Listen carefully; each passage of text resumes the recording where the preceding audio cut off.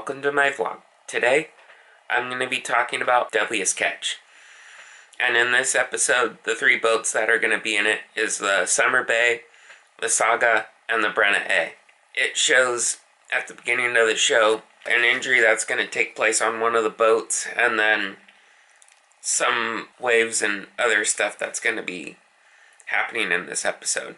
This episode starts with the Summer Bay, and they're fishing and the weather's coming up. They're getting like in the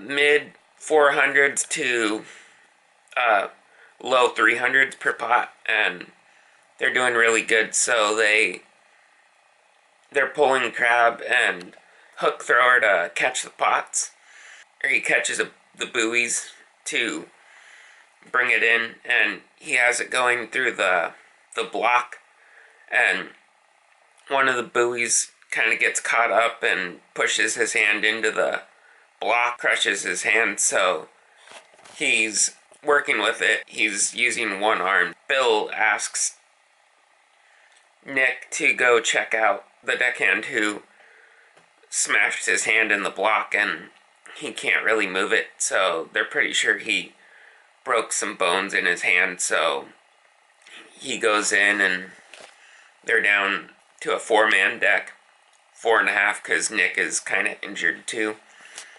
So it's basically, there's 4 guys on deck, but they're at half capacity. Then it goes to the Saga, and the Saga has 40 hours to get into port for an offload date, and they need to catch 8,000 more pounds just to go into town. They're going through it, and they're getting like 300 or 400 crab per pot, which is good. So they'll catch their quota pretty quickly. So they're fishing, and then Jake's like, I need to call it, because if I keep going, we're not going to have enough time to get into port. So he decides to go into port, and then it goes to the Brenna A, and the Brenna A they're on pretty good grounds, but it's not the best. Zach, who's the engineer / deck boss, he's doing the crab counts, and they're dealing with big waves, and it's just making the crab counts a little hard. Plus he's throwing small crabs down the chute to go back to the ocean. So he has multiple things he's thinking about, so he's not getting the crab counts correct. And the first one, he was like 54 crab in a pot when there was more like 100 plus crab. So then Sean starts counting and finds out his crab counts are off by like 50 or 60 crab. So he's like, he calls him up to the wheelhouse, and he's like, figure out a way to make the crab counts accurate, because I got 170 and you got 120 count in that pot. He has to figure out a plan on how to make the crab counts be accurate. Then it goes back to the Summer Bay, and the Summer Bay is fishing with 4-man crew and basically 3.5, because Nick is injured. So they're fishing, and the waves are just building, which is creating the job even more hazardous. And Travis, he has to take over throwing the hook to catch the pot, and he has to tie down the pots too. And he's throwing the hook, he misses, so they have to turn the boat around, and the rail is being put in harm's way because the waves will come crashing over and could seriously hurt the crew. So he has one wave that comes over and knocks Travis and the greenhorn on their ass. That happens, and then Travis is throwing the hook, and he keeps missing, so Wild Bill decides to call it quits for a while to let the storm subside a little bit and the waves be smaller. He only has like 15,000 pounds of Opelio crab to catch before his season is done. And his quota was 200,000 pounds of Opelio crab.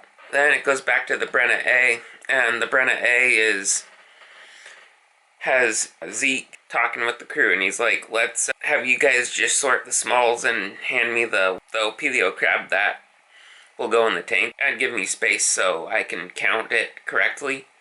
So they put the plan in motion, and Zeke is over by 3 on one count and over by 2, and Sean's like, that's fine with me, it's Zeke count. That's what he called it. So they're getting like a couple hundred crab per pot, which was really good. So it goes back to the Saga, and the Saga is in port, and they're offloading. They made it in by a couple hours. So the engineer of the Saga, he gets a call from a family member that says a family member of his just went to jail and he needs to go back and deal with that. So he tells Jake that I need to go home and deal with a family member that's in jail. So that leaves Jake with a 3-man crew and an engineer down. So he has to figure that out. Then it goes back to the Summer Bay, and the Summer Bay has pots left in their season to catch the 15,000 pounds of crab, and then their seasons, they're getting for mid 400s to low 400s and high 300s, so they're doing good, and they get down to the final pots and they load them on and their season's done. And the Summer Bay was the first boat to be done for Opilio season and done until king crab season, which will be in late August, September through November.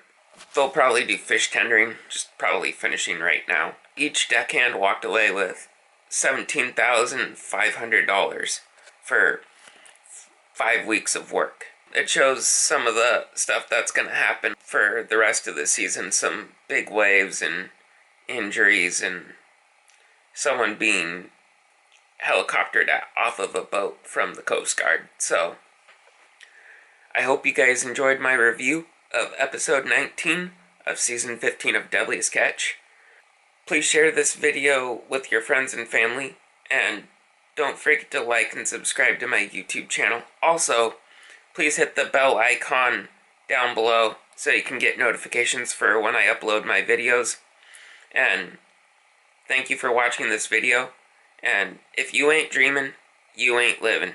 Don't forget to dream big.